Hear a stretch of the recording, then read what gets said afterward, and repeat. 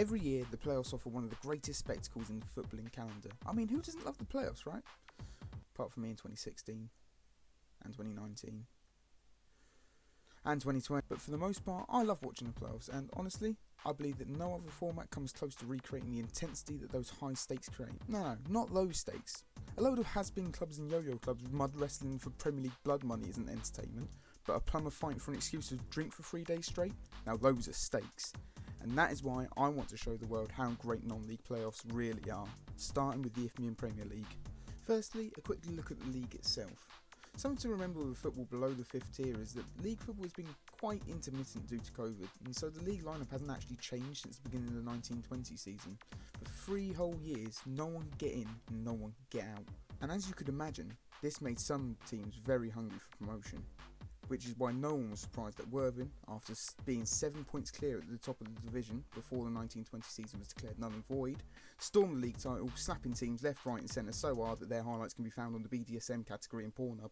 With the Mackerel men surmounting a mammoth 97-point haul, it left a competitive chasing pack to make up the rest of the playoffs, which set it up to be a truly unpredictable affair.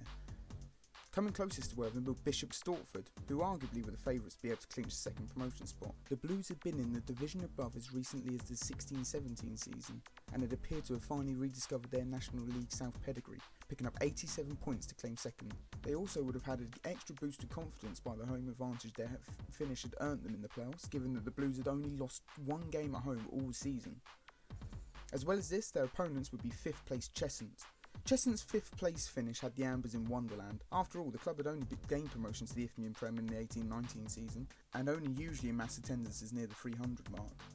Nevertheless, built on a solid defensive football that earned them the second best defence in the league, they snatched the last playoff spot ahead of 2 Isthmian League heavyweights in Folkestone and Lewis. So surely Cheshunt's luck was bound to run out. They were playing a team that had finished 11 points ahead of them.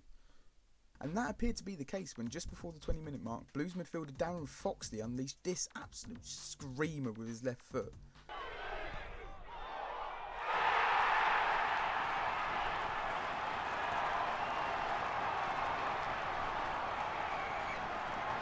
Now, for context, Cheshunt had developed a slight reputation for being a bit of a shithouse team, and boy did they play up to that reputation in these playoffs. 10 minutes after the opener, Bishop Stortford's keeper Jake Giddens nearly arrested for attempted murder, and his gross leg-breaking challenge gave Cheshunt the chance to equalise, which Rowan Lipbird coolly did.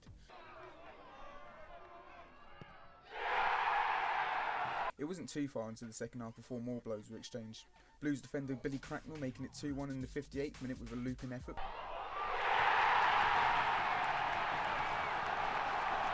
Before Cheshunt again cancelled out the advantage 2 minutes later with a deflected effort from Joe Ree.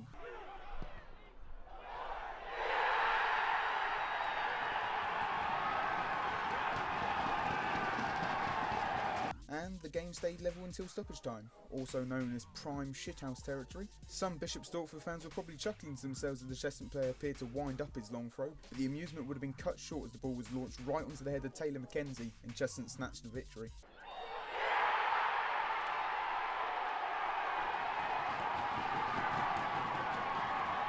The favourites to win the whole thing dumped out in the semi-finals in their own backyard, leaving the door open for one of the other semi-finalists to host a final.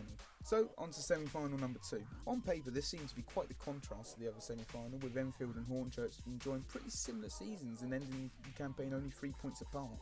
Enfield are just one of those teams that are always threatening the top half of the table but never really seeming to properly make a promotion charge. The Towners would have been quietly confident though, as they had beaten their opponents twice in the regular season, and they had star man Mohamedou Fowl to rely on after he bagged 33 league goals. Hornchurch had their own motivations. This playoff campaign offered them a big chance to reclaim their national status for the first time in nearly a decade, and were even more heavily fuelled by their shock FA Trophy win the previous year against Hereford.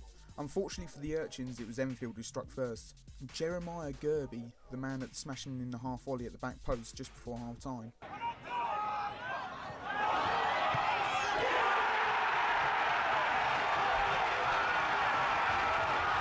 After the break, Hornchurch had the better of the early chances and was swiftly back into it as Liam Nash equalised while the cameraman had a quick nap.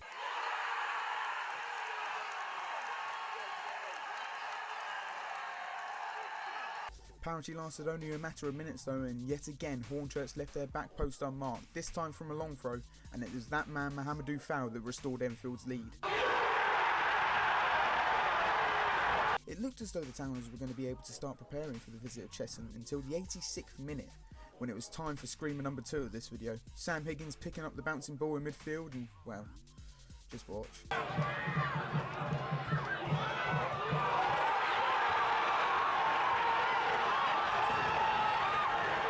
Even with the match being in the closing minutes, there was still time for screamer number 3 of the video, as Nash completed the turnaround with 2 touches of pure class.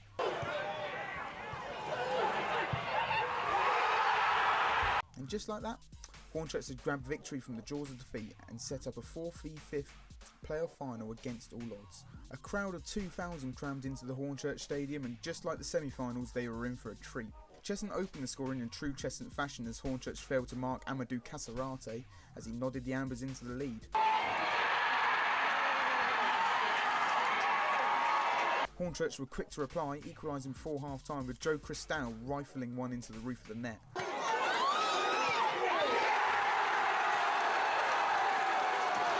This wasn't the end of the first half action though, as Cheshunt continued their shithousery by winning another dubious penalty, but this time they could not profit from it. Joe Wright making a flying save to keep the scores level at the break. Now, I know what you're thinking. We haven't had our gamey screamer yet. Don't worry, Zach Newton's got it covered.